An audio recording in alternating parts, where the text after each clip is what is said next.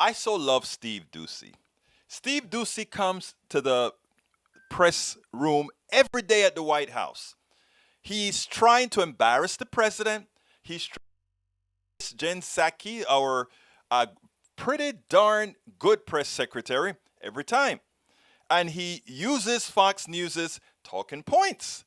And I love it. And the reason I love it is that we know that a lot of our narrative isn't necessarily carried by Fox News, but when Steve Doocy is doing his thing, we know that it's carried.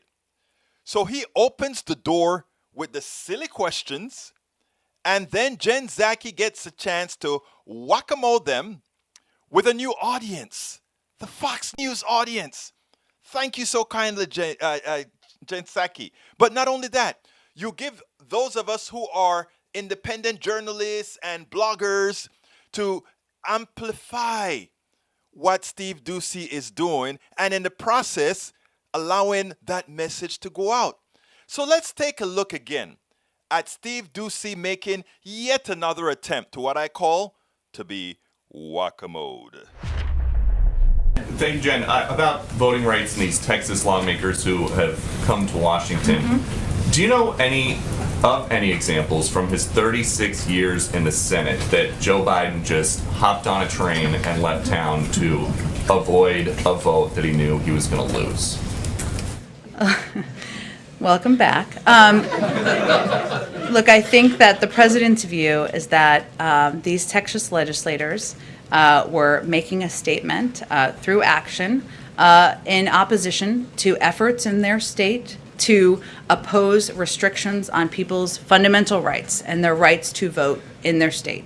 That is why they departed. The vice president met with these legislators yesterday, and the president, I should say, certainly applauds their actions and their outspoken opposition to states to efforts to put in place restrictive measures in their state. And maybe it is funny to think about it that way, but the president is talking about this as the most serious assault on our democracy. I don't think anything about this is funny. I think what is important to note, though, here is that there are 28 states, including Texas, where there are laws in place or in process to make it harder to vote. And it requires bold action. It requires bold voices to speak out against that and make sure people understand their rights. That's exactly what's happening here. So does the candidate, who's now the president, who told people he knew how to make deals with Republicans, he's meeting with Republicans today, does he think that the best way to prevent something bad from happening, that he thinks is bad from happening in Texas, is for these lawmakers to be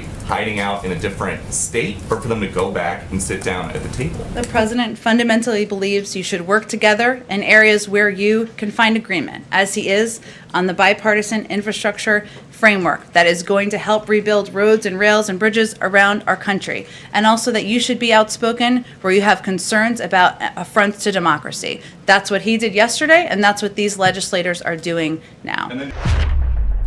I want you to see, he opened the door. He opened the door for her to talk to his audience, for her to speak a little bit of sense to their audience. Well, the president did what he needed to do. Where he sees that democracy is at risk, hey, let people react to democracy being at risk. And he even gave her the open door to say, we are working on infrastructure for you people. So every time Steve Doocy tries to do a gotcha, her comeback is always, guess what? Listeners of Fox News and Steve Doocy, here are the answers to the ridiculous questions, and here is the sensibility, what is occurring sensibly by or through our administration. Thank you so kindly. So if you want to know why I love to blog about Steve Doocy's interaction with Psaki, one, it's funny, but most importantly, it gives us an audience that's out there to hear stupidity relative to what's really happening positively for the people that are listening to this guy. And you know what? The good thing about Jen Psaki is she's always able to put some of the policy that's going to be beneficial to those people listening out there as well. So that she's not just answering the ridiculous question, she's actually framing the ridiculous question with what we're going to be doing for you. We spend a lot of time deconstructing the news, trying to parse it into a form that everybody can understand. We try to find those little nitpicks where it flies above the fray, etc. If you really like these videos that we do, I want to ask a big favor. Please go ahead, number one, subscribe to our channel, and number two, please join if you can. Thank you so kindly for watching. Keep watching. Please remember to share. We must populate the entire internet with our progressive message, a message that we know is what most Americans say that they want. So help us, please join.